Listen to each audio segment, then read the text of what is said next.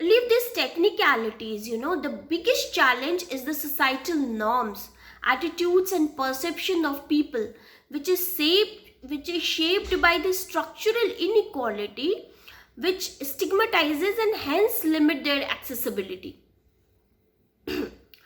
Though the society is designed according to the normal body, but in every stage of life, doubt is posed on a disabled individual, uh, saying, "आप कैसे करोगे?" Meaning, how will you do it? Such questions actually restrict them in performing their social roles independently. Even if all the accessibility aspects, be it transportation, built environment, and information and communication system are made disabled friendly, but if the approach of people fails to welcome them, they automatically will be excluded from the system, and they automatically will be restricted from full participation.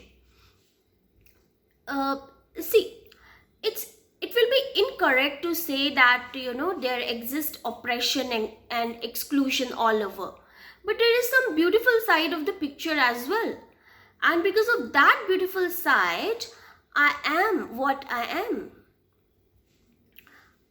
I remember I cherished beautiful moments with friends where there was presence of mutual dependence regarding minute things, ranging from personal to professional matters.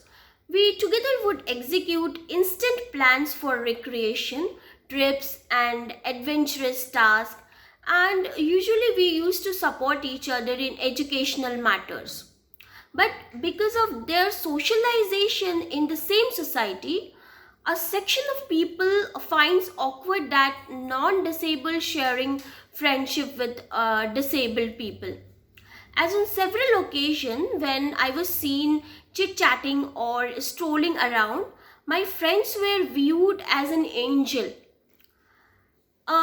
It's paradoxical, that on one hand, disabled people are addressed as divyang or divine bodies,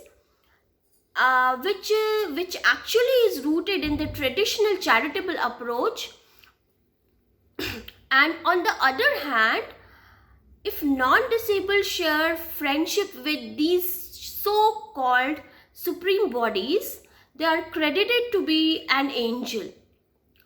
I'm giving you another instance, during placement at Tata Institute of Social Science, when I entered the interview hall, I myself settled down when I realized that on first meeting, the recruitment company had made a negative impression against me just on the grounds of visible physical appearances. Since they refused to welcome my candidature, so I took the opportunity to introduce myself and initiated the interview process by questioning, "Yes, sir, tell me, what is your expectation from me as an employee?" Um, I would like to share another example, or you can say that another experiences of mine. While faculty recruitment at Central University, and I don't want to name the university, my request for availing a scribe was, during actually written test was portrayed to be an illegitimate demand and was publicly embarrassed for the same. The scribe I was allotted after constant struggle was unable to read even the words, but then I was instructed to manage with the same. Again, in the middle of the test, I have to struggle for scribe replacement. In the process, I lost 25 minutes but was refused compensation, and also was not given extra 20 minutes for each hour, which is mandatory as per UGC guidelines. Okay. After that, there was mock teaching. After hearing me for 2 minutes, the head of the institution says, "My PA will assist you towards the blackboard.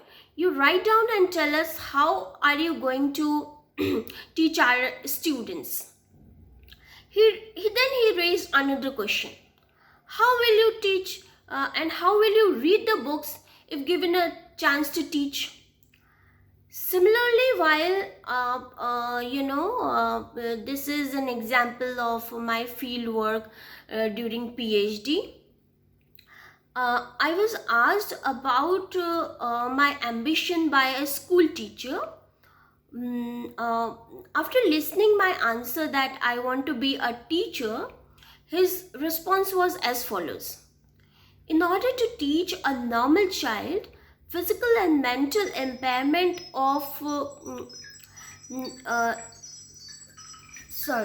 physical and mental fitness of teacher is inevitable.